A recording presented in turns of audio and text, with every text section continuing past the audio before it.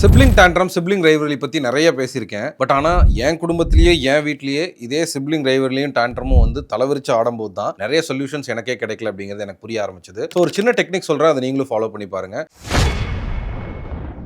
Point number 1. இப்போ 2 குழந்தைகளுக்கு இடையில சண்டை வந்துகிட்டே இருக்கு. அண்டர்ஸ்டாண்டிங் இல்ல. அதுவும் ரொம்ப சின்ன குழந்தைகளா இருக்காங்க. 5 வயசு, 6 வயசுக்குள்ள இருக்காங்க அப்படின்னா, நீங்க என்ன பண்ணலாம்னா, ஒரு ஸ்கோர் போர்ட் விஷயத்த நீங்க அங்க இன்ட்ரோடியூஸ் பண்ணலாம். நான் என்ன பண்றேன் அப்படின்னா, ஒரு ஒயிட் போர்ட்ல வந்து 2 பக்கம் ஒரு பொண்ணோட பேரை ரைட் சைட்லயும், இன்னொரு பொண்ணோட பேரை லெஃப்ட் சைட்லயும் எழுதி, மண்டே டு ஃப்ரைடே வரைக்கும் அவங்களோட என்டையர் ஆக்டிவிட்டீஸ வந்து பாசிட்டிவ்ஸ் அண்ட் நெகட்டிவ்ஸ் ஸ்கோர் பண்றேன். அவங்க பண்ற நல்ல விஷயங்களுக்கு வந்து ஒரு பிளஸ் மார்க்கும், அவங்க பண்ற ஒரு நெகட்டிவான விஷயங்களுக்கு அடிக்கிறாங்க, சண்டை போடுறாங்க, 2 பேத்துக்குள்ள வந்து அண்டர்ஸ்டாண்டிங் இல்லாததுக்கு ஒரு நெகட்டிவான ஸ்கோரிங் நான் கொடுக்குறேன். 1 வீக் அனலைசேஷன்ல அவங்களுக்கு ஒரு சின்ன token of appreciation or gift கொடுக்குறேன். பட் அந்த கிஃப்ட்டை முதலே வாங்கி வச்சுட்டேன். அவங்களுக்கு ரொம்ப பிடிச்ச ஒரு விஷயத்தை முதலே வாங்கி வச்சேன். ஸோ அந்த விஷயம் அவங்களுக்கு கண்டிப்பாக வேணுங்கிறனால மண்டே டு ஃப்ரைடே வந்து அவங்களுக்கு ஒரு டாஸ்க் சிஸ்டம் செட் பண்ணேன்.